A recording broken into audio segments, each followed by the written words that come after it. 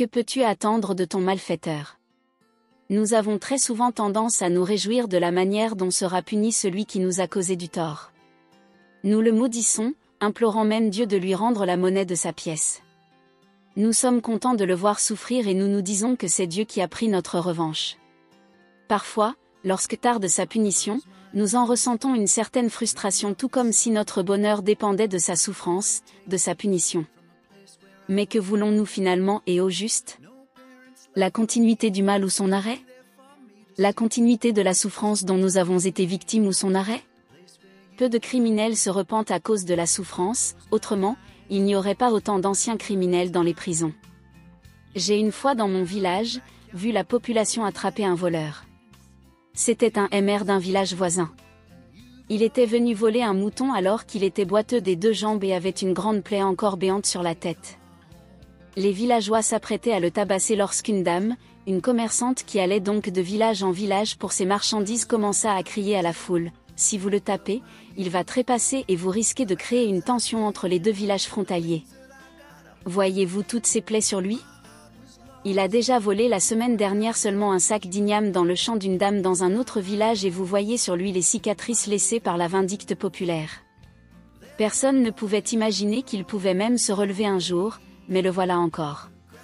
Tenant à peine debout sur ses jambes, il vient encore pour le vol. Tous ceux qui avaient déjà pris bâton, caillou ou coupe-coupe avaient baissé les bras. On amena le voleur chez le chef du village qui le conduisit au commissariat où il a sûrement été puni selon la loi. Si la souffrance changeait véritablement l'homme, cet homme serait-il revenu commettre ce qui avait failli lui coûter la vie? Ne se rappelait-il pas les douleurs récentes? Le mal que vous souhaitez à votre malfaiteur ne va pas l'aider à arrêter de faire le mal, car le mal ne peut détruire le mal. Mais le bien détruit le mal et lui substitue le bien. Nous avons toujours le choix des moyens pour résoudre les conflits. Mais nous ne pouvons en choisir les conséquences. Si nous choisissons le mal pour arrêter le mal, nous verrons perpétuer le mal dans notre propre existence, car tout comme l'autre, nous sommes tous une partie du tout infini. Et nos intentions et désirs nous reviennent comme une graine semée qui donne toujours ses propres fruits. En revanche, si nous choisissons de bannir le mal dans nos pensées, nous ne serons plus harcelés par ce que l'autre nous a fait de mauvais, nous serons plus préoccupés à contempler le bien en nous-mêmes, autour de nous et même en notre supposé malfaiteur. En fait, il n'y a vraiment pas de malfaiteur par nature.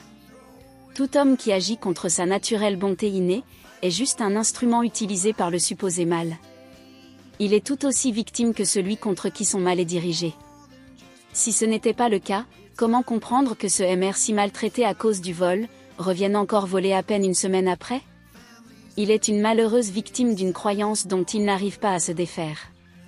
Et notre vision du bien, de la beauté, de la pureté, de la perfection en toute créature peut l'aider et l'aidera énormément à changer, tout en nous élevant aussi dans la plénitude de la joie et du bien toujours présent.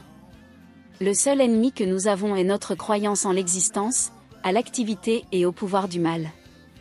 Elle est le seul ennemi à combattre et ce combat est individuel et permanent. Nous n'avons pas à bouder contre un malfaiteur et encore moins vouloir sa destruction. Notre vision divine du monde est notre plus grande arme et elle est toujours la plus efficace et infaillible. Au lieu de souhaiter que périsse celui qui vous a fait du tort, faites plutôt l'effort de le voir comme Dieu le voit, et faites-le sincèrement. Vous serez surpris du résultat qui ne manquera pas de vous bénir. Face à un malfaiteur, la meilleure chose à attendre, c'est rien. Attendre des excuses, un changement ou une quelconque justice de la part de quelqu'un qui agit dans le mal ne fait que te maintenir dans une position de faiblesse.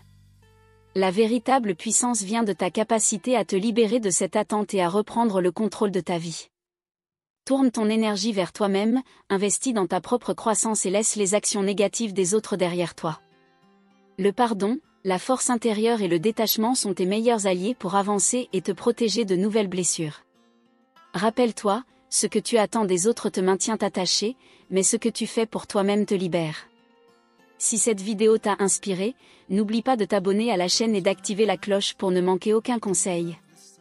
Laisse un like, partage cette réflexion avec d'autres et dis-nous en commentaire ce que toi, tu en penses. Merci pour ton soutien et à bientôt.